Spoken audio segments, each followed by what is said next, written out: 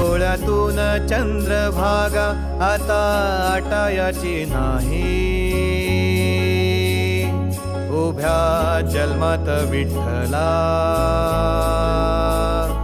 वारी चुकायाची नाही. वारी चुकायाची नाही.